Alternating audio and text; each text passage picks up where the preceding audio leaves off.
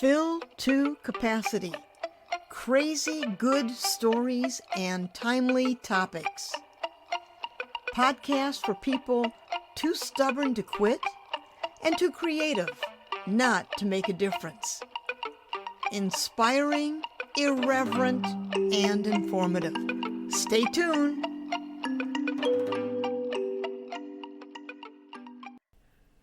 Hi, I'm Pat Benincasa, and welcome to Fill to Capacity.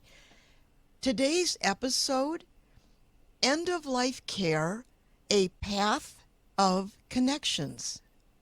My guest is Michelle Kolling, who is an end-of-life doula. Now, for some of you, this term might be a little new, or you may know it in the context of birthing doula. Our guest will explain everything. Okay?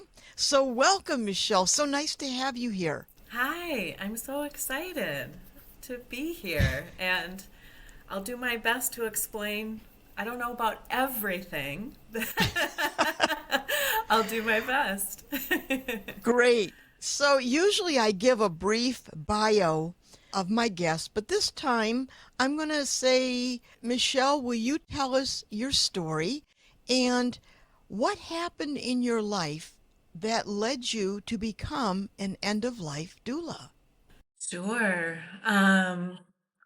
I think, like many of us who do this kind of work, we had an experience with death that changed us. That certainly is my story. And my path to becoming an end of life doula really kind of went straight through my grief journey. So, Mm-hmm. at the end of 2011, my husband, boyfriend at the time, my husband was diagnosed with cancer, found a tumor in his chest. He was very, very healthy. We had just gotten back from a great vacation, which I call our honeymoon.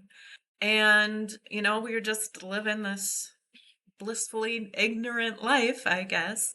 And he got very sick very fast. And over the next 3 months, I watched my best friend fade away in front of me.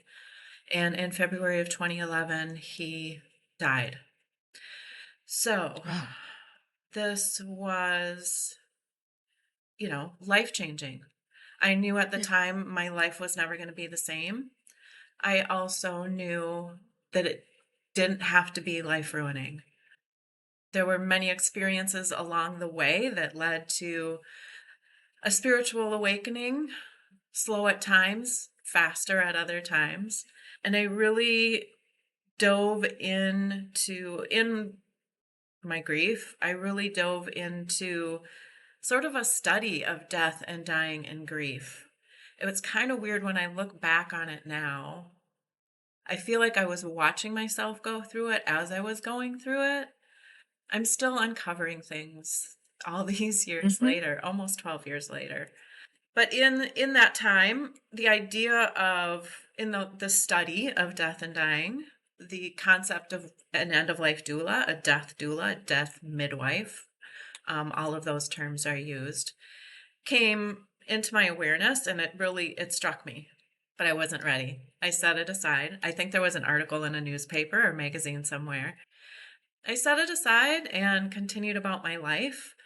Part of that grief journey was becoming a bit of a workaholic. Like, I knew how to work, but I didn't really know Mm-hmm. how to live anymore in that time. And so I worked and worked and worked and became very successful in my job, and it became a big part of my identity. And then suddenly, the last year I was in that job, it just wasn't working anymore. It just wasn't working anymore.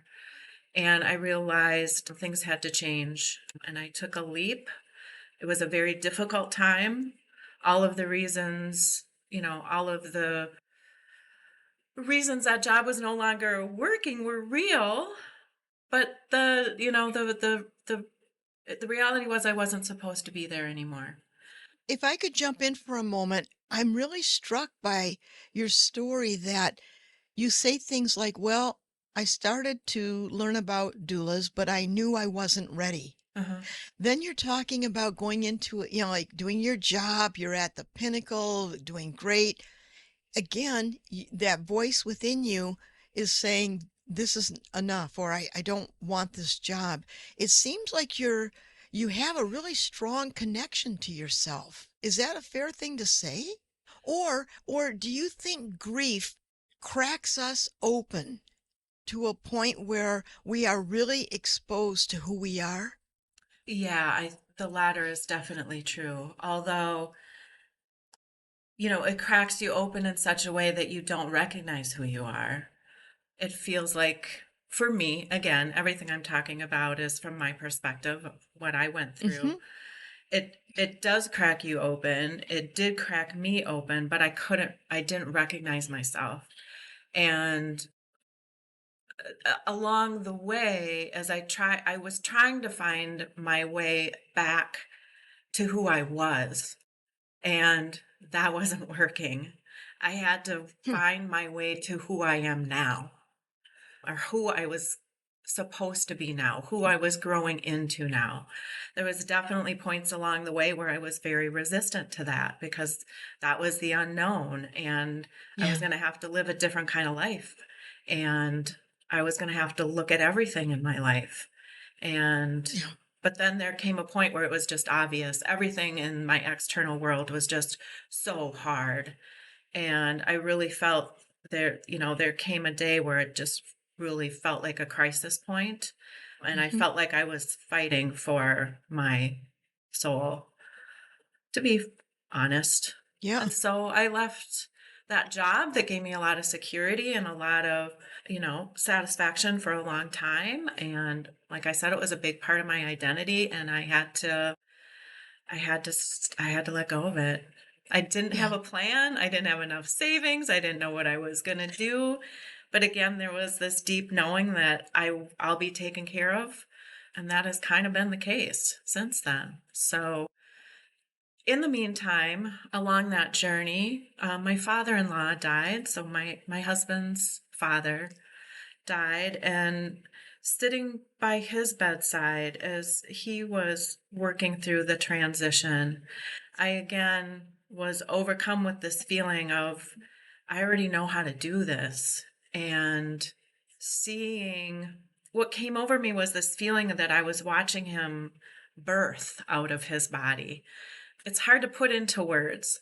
It was definitely a very spiritual experience, and it connected me back to the experiences I had with my husband as he was dying.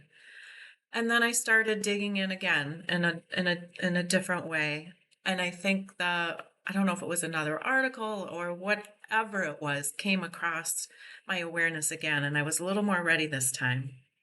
Well, and then after I left my job, I had all kinds of time to figure this out. I bet you did. Yeah. And I started volunteering for hospice, that was kind of the first step, and just kind of dipping my toe and really see if this was for me. And then I pursued formal Hmm. training. I started building a network, finding other people that were doing this work, and it's where I'm supposed to be right now. Well, let me ask you, you decided to become a doula.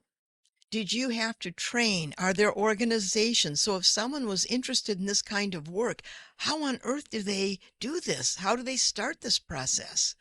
Yeah, there's many different organizations now. There really is a cultural shift going on around this. So there's more and more training programs popping up all the time.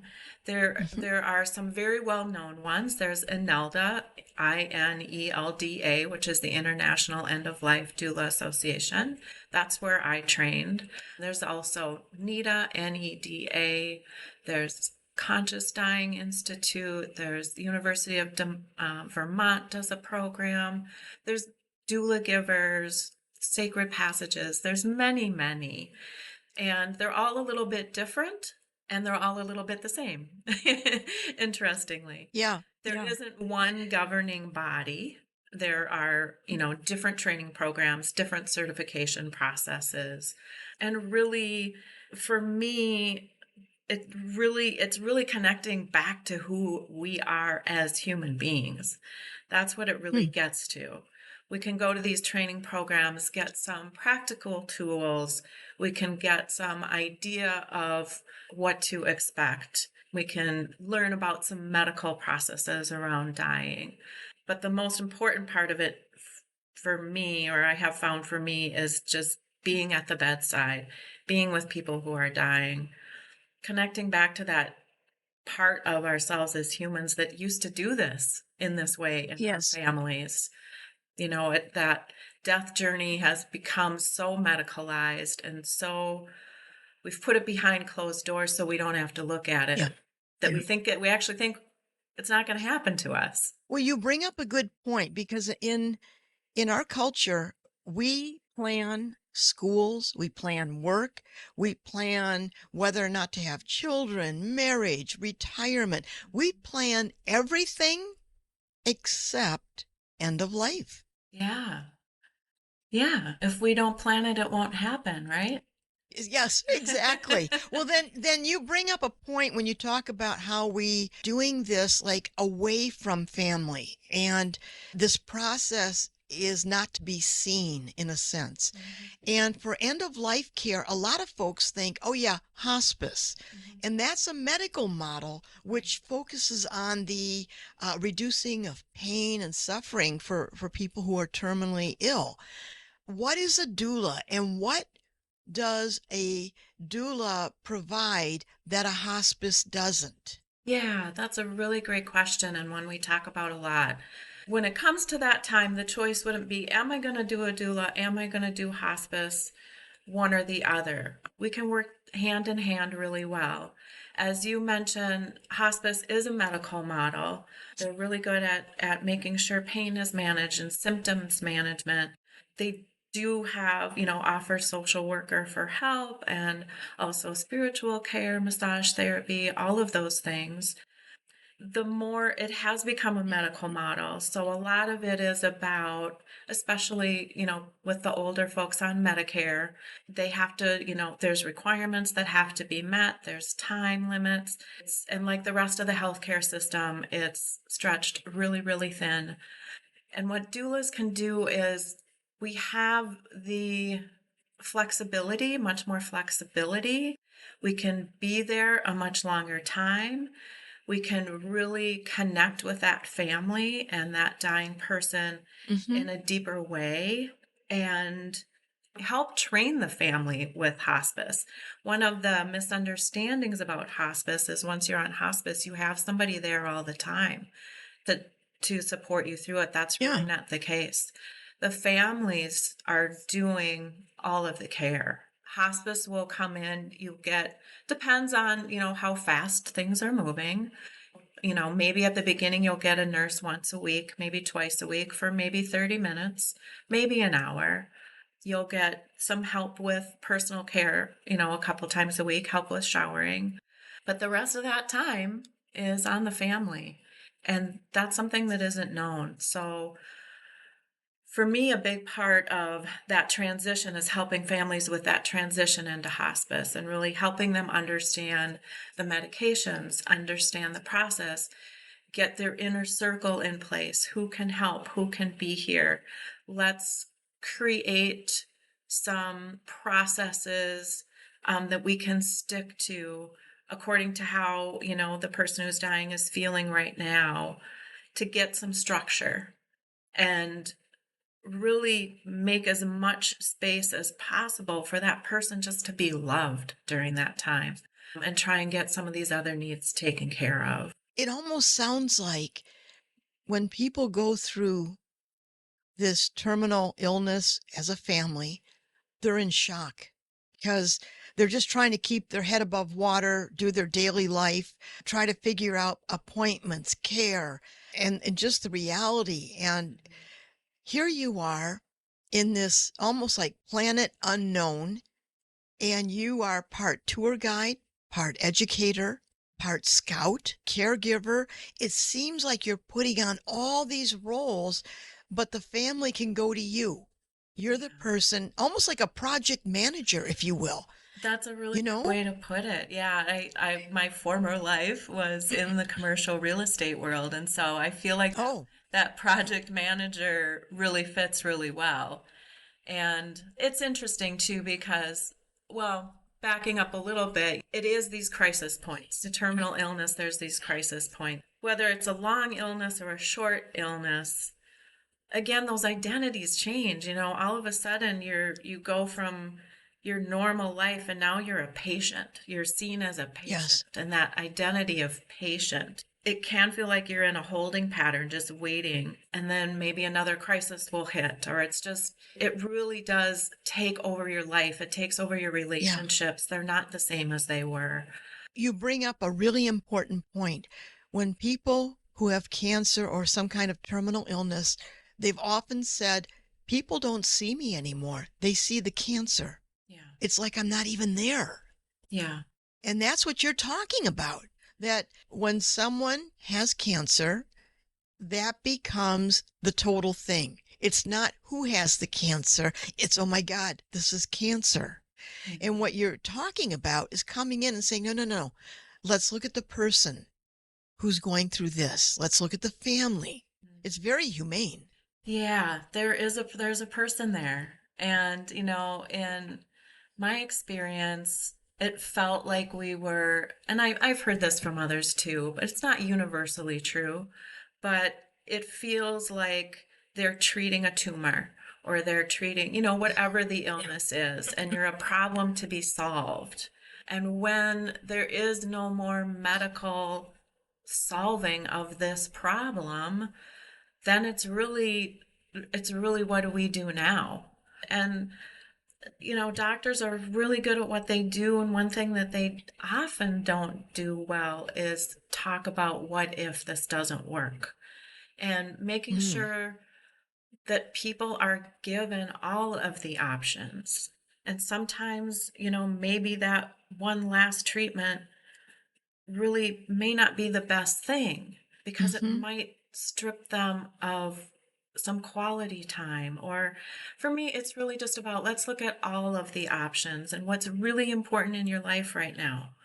Because that's one thing that happens, after kind of that initial shock wears off.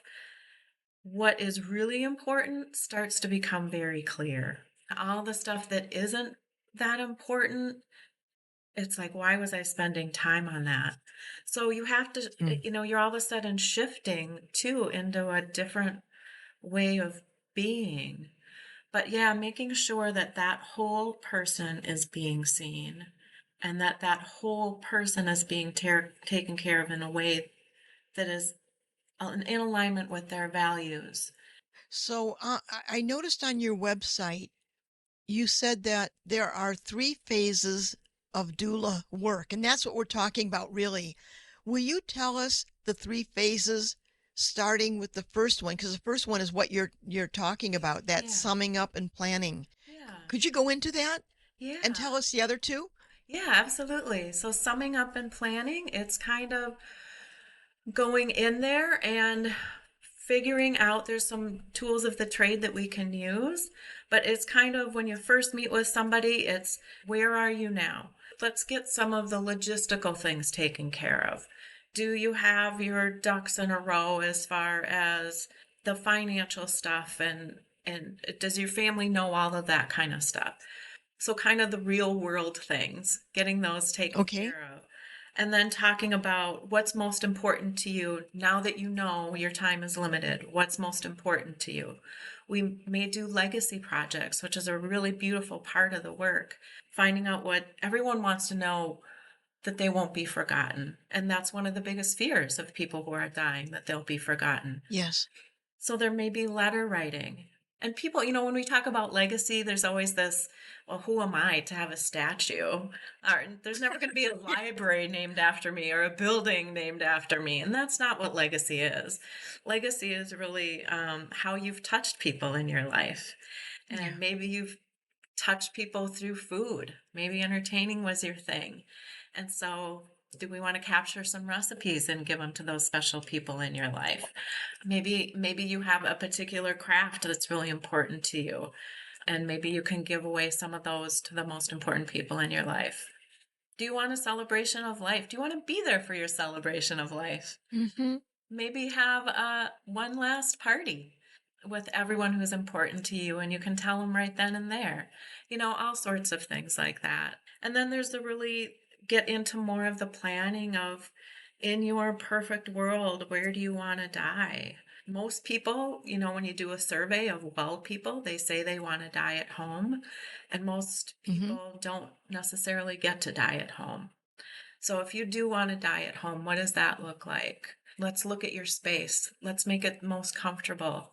Let's talk Mm. about in life the times you've experienced the most joy and bring that into this space and really creating a sacred space and then having a roadmap for anyone who enters that space Oh, that's beautiful. to keep that sacredness and to really understand what's happening there, which is a very sacred thing. So, Michelle, that's one aspect of it.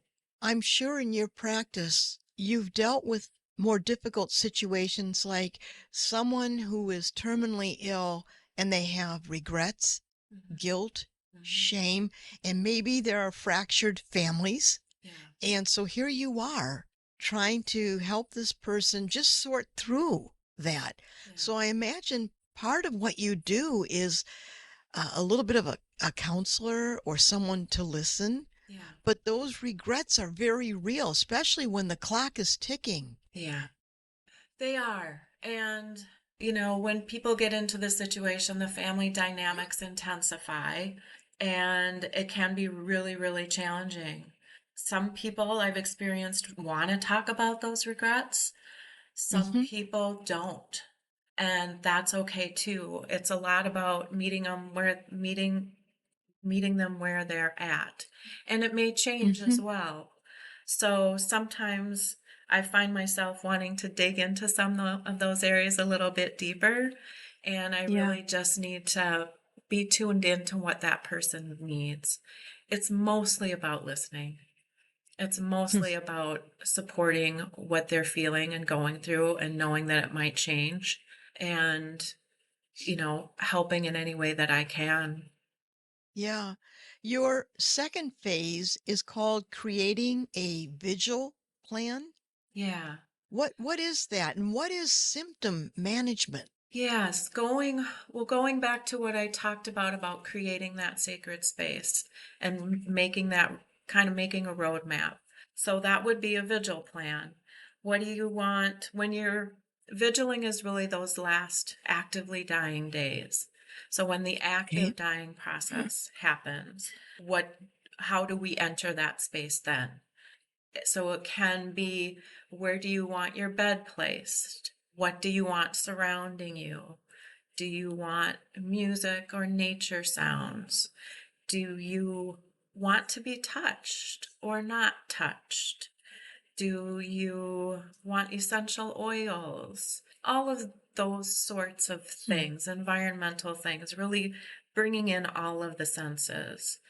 And it's also about, who do you want to be surrounded with? And it could be, who do you not want here? Yeah. And we always, we talk about the sense of hearing is the last to go. And so really it's really important to create that peaceful space for the body to do the work of letting go and maintaining that peaceful space, and that sense of sacred. So when I talk about a roadmap, then we can create this vigil map or this vigil plan, and we Hmm. can post it like on the door of the room. We can post it on the door of the home for people to enter in a particular way. So when I talk about a roadmap for others entering the space, I think that's just as important, Yeah. as what the person wants, because they need to be held in a place and in a space and in an energy that gives them the most support to do the really hard work of dying. You know, Yes. when we have these conversations, I think we doulas sometimes, because we do get so into the process, I think we get accused of romanticizing it a little bit. I think there's so many parts of the process that really are beautiful, but it's also really ugly and it's also really Yes. hard and it's also really painful to watch. And so, creating a space that allows the person to do their work, whatever that is. Yeah. And so the piece about symptom management, if the person who is terminally ill says, I don't want this pain medication to knock me out. I Mhm. want to be awake. I want to know. Or Yeah. just the opposite. Yeah. Just crank it up. I don't want to feel anything. I mean, they have a say in their symptom management. How does that work with a doula? What are you there to do in regards to that? Mainly I'm there to guide them because again that will change, that can change over time too. A lot of times the person who is dying kind of is still trying to make everyone around them be okay. So someone who Yeah. might be, I'm ready. I've said my goodbyes. I now want to not be in pain anymore. So they're ready to be sedated to a point, or pain management to a point where they may be mostly unconscious. I've seen it where people are like, well, I don't want to do that to my husband, or I don't want to do that to my daughter. Hmm. They want me to stay lucid. So it's really about protecting what they want and knowing. I think too, the families are sometimes you get into that. Well, I'm worried there's going to be an addiction there, because you're using really powerful drugs. But Hmm. that does come up. People, I don't want to give them too much. And you don't have to worry about that anymore. It's really comfort care. Hospice is comfort care. And that's one Hmm. thing that they do really well is allow people to be comfortable in this dying process. And not, I should be clear too, because not every death involves pain. I've seen Yeah. deaths that were very, peaceful, and there wasn't pain involved. Hmm. So I think that's one of those fears too, that it's dying itself isn't a painful process. There may be a disease that's causing the death that could be Yeah. painful. But a lot of people, especially older people, we just kind of fade away, and there doesn't have to Hmm. be pain. And I've even been with some people who had a cancer that they were dying from who didn't have a lot of pain. So it, Hmm. it isn't universal. Well, let me ask you something here. There's part of the dying process, and all these questions come up. Would would you encourage people to have a healthcare directive or a document, something saying, end of life, this should happen. These are the things that are important to me. Absolutely. And that's one of the things that you don't want to wait until you have a crisis, of course. So that is a Yeah. way a doula can help people just in their regular life. I talk about all the time. You see your financial planner once a year. You may check on your insurance products once a year, all of those things. Why not look at your healthcare directive once a year? Why not plan, hey, in my perfect world, this is how I would like to die. Let's talk about that now.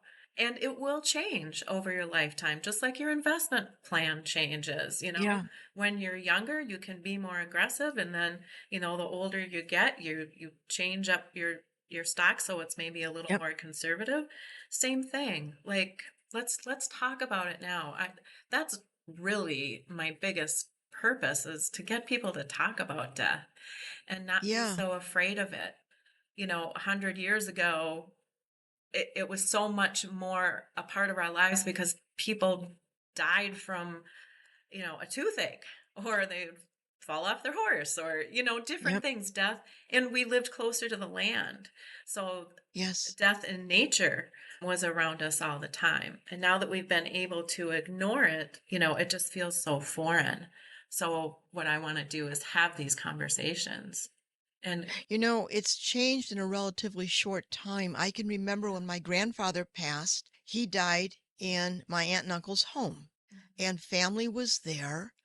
And it was a family process. We Mhm. knew he was, leaving, and we were all there.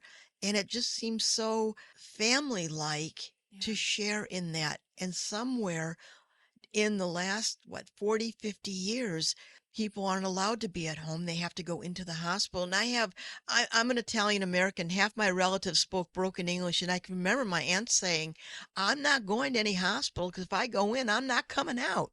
Yeah. I mean, that they really believed that. To them, dying at home was closure. It was saying goodbye. Yeah. But if you go into the hospital, next thing you know, it's almost too clinical.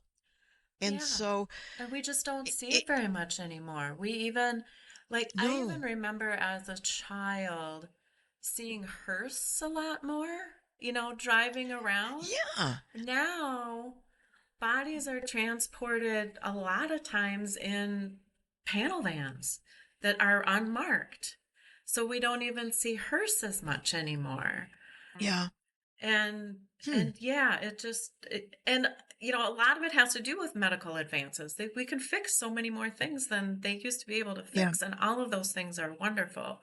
But it kind of shields us from the reality that we're all going to die. We're all dying a little bit Yep. every day, and it would be wonderful to get back to that human part of it. I read a book that had a big impact on me. The title of that book is A Hole in the World, Finding Hope in Rituals of Grief and Healing. And it's by Amanda Held Opelt.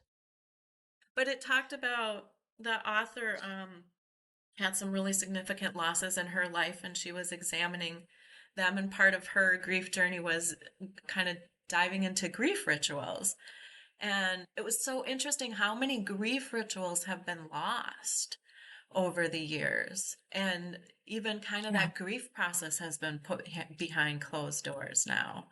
Mm-hmm. And Yep. I think about that a lot in these COVID years. So many people died behind closed doors, grieving alone.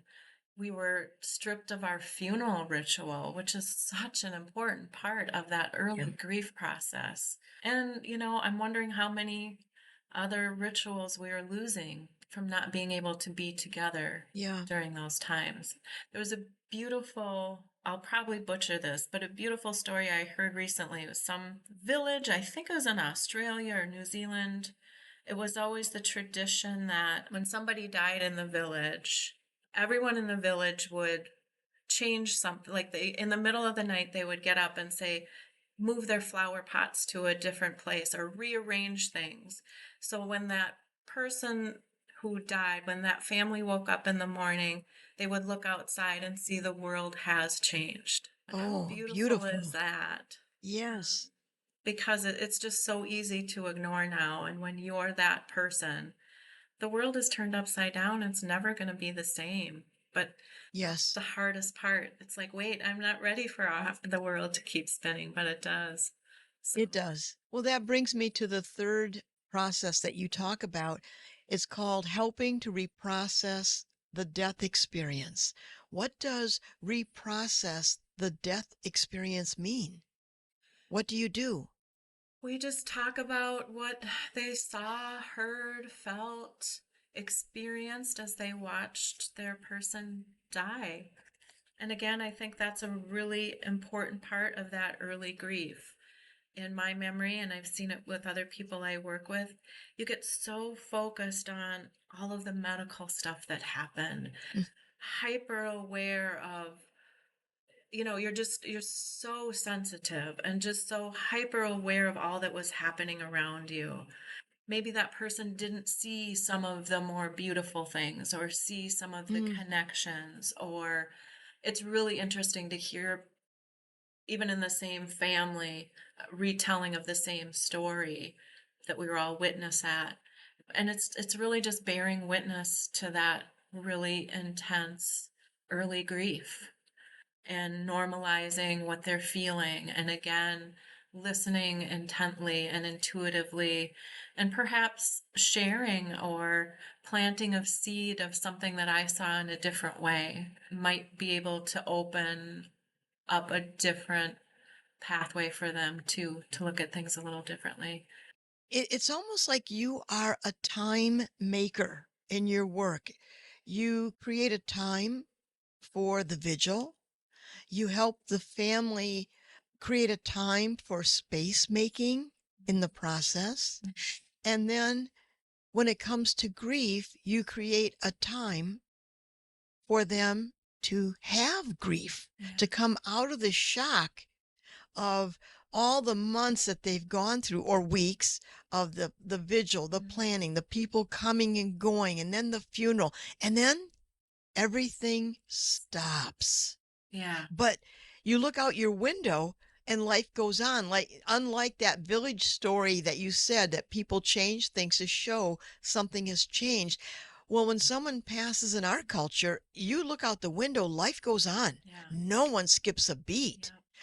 This thing called grief, you identify it as early grief because grief has so many multiple phases, but you create a time for it. Yeah. Absolutely. And I think it's so easy to try and get back to it, to ignore it, but you really do need to make space for grief. It's such an important piece of the puzzle. And if you don't make space for grief, grief will wait for you. It just will. Mm, It will wait for you. There's really only one way through it, one way or another. And I just think, again, grief is a sacred time because you are broken open. You do have mhm. an opportunity to come to a different place or build your life in a different way, to be more real, be more authentic, see what's left. It just feels like you're never going to be put back together again, and maybe that's okay. Mhm. So yeah, I see it as a really sacred time that deserves space, that requires space. Yeah. And I want for people to be able to see it that way as well. It's a really painful time, but there again can be a lot of beauty in it, and there can Yes. be transformation in a positive way, and part of it is finding meaning. And that doesn't mean, a meaning to the person who died. It's meaning to you who is left. Yeah. Um, Yeah. and an opportunity to deepen our relationship with ourselves and our life.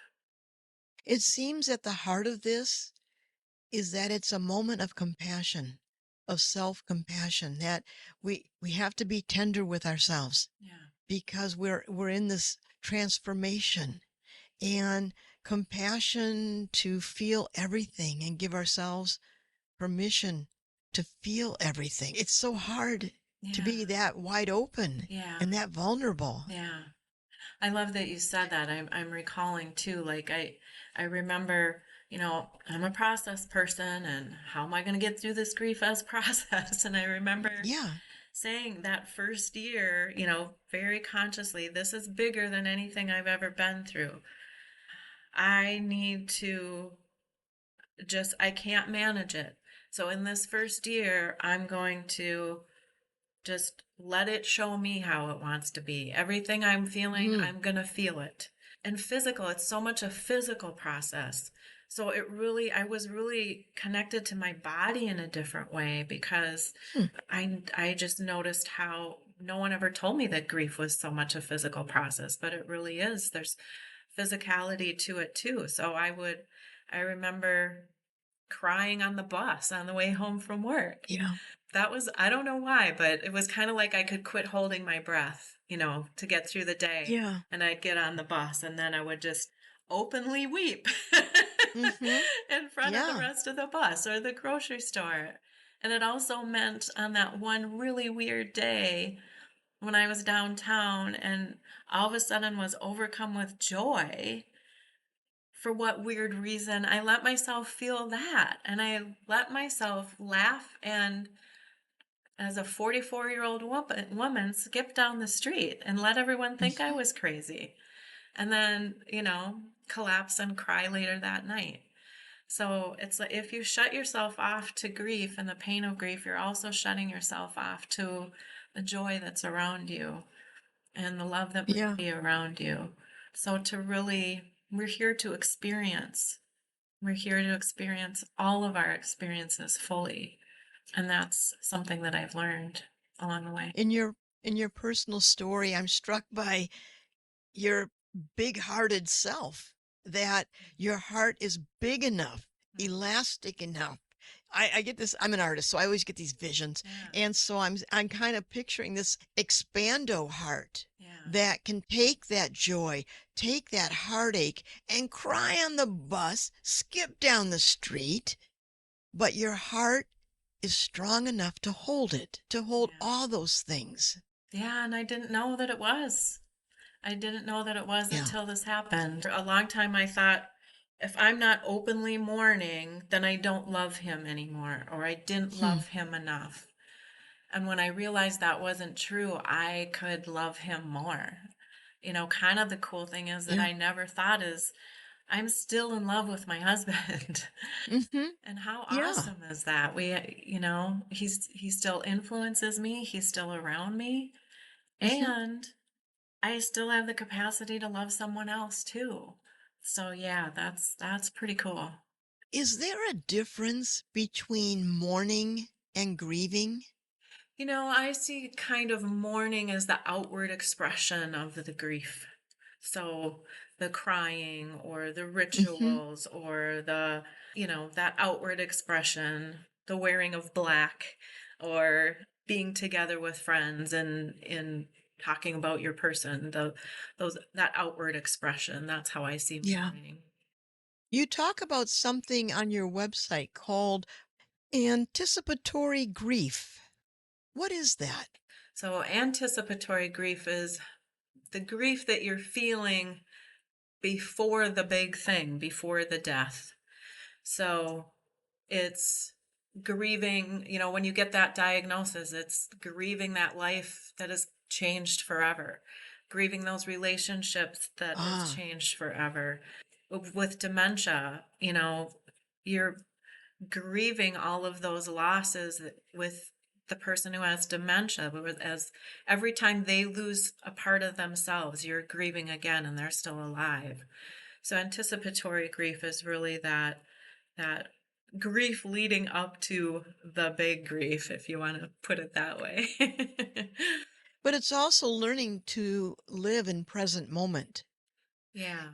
I can what if myself with 1,000 scenarios, Oh, sure. and then I have to reel myself back in We saying, all whoa, do whoa, that. Yeah. present moment, right? Right. So it sounds like part of this process, and I would do that. All these things, what if, what about, oh my God. And then there's that moment, present moment. This is what's going on right now, Yeah. right now. Right.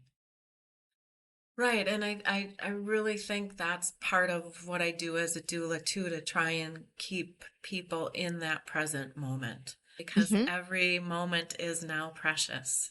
And what do you Yeah. want to save your energy for? Some of the things that we're doers. We are doers, especially in the Yeah. West. And it's like people are checking off their to-do list before they die. Maybe you don't need to do that. Hmm. Maybe we can just sit with what's happening here in this moment and not worry about that to-do list. Hmm. Yeah.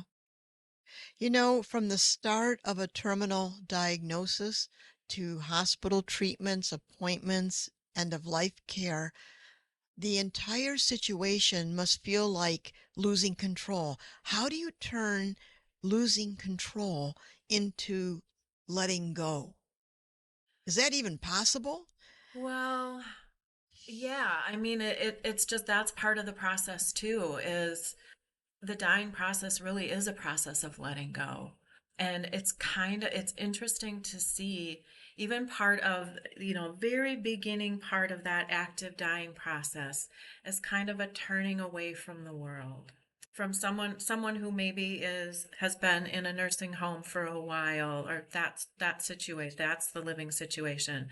You might suddenly see them kind of turning their back to the Hmm. door, turning the back to people who are entering, covering their heads with their sheet. Mm-hmm. I've been with people who everything that used to be important, people who are so ingrained in politics, and all of a sudden it's like, oh, it doesn't matter anymore. It really doesn't. And so I think from that needing to be in control to that letting go is just what we talked about before. In the Hmm. middle is being present to what's Yeah. happening. And when you start to let go, you can see what's really happening and what's really important and start focusing on that right now.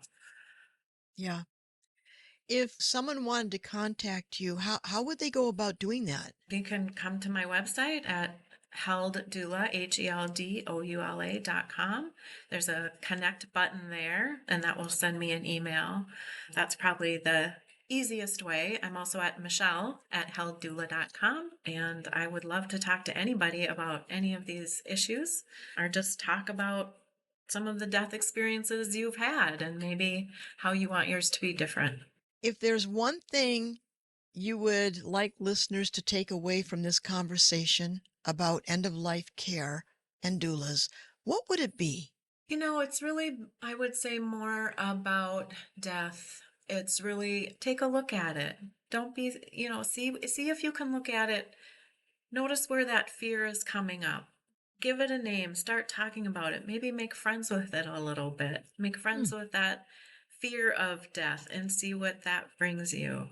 In a lot of Eastern cultures, they contemplate death many times a day, and it's really teaches you how to live. And so I just want people to know that they can create the life they want until their last breath. They don't, a lot of times that end of life comes, that diagnosis comes, and you think your life is over. Your life is not over. You can create the life you want until your last breath. And that's what I really want people to embrace. That's beautiful. Thank you, Michelle, for sharing your story and for giving us perhaps a different way of thinking about end of life. And I love that you say when you get that diagnosis, it's not the end. It's not the end until the last breath. Right. And that is a beautiful way to celebrate life.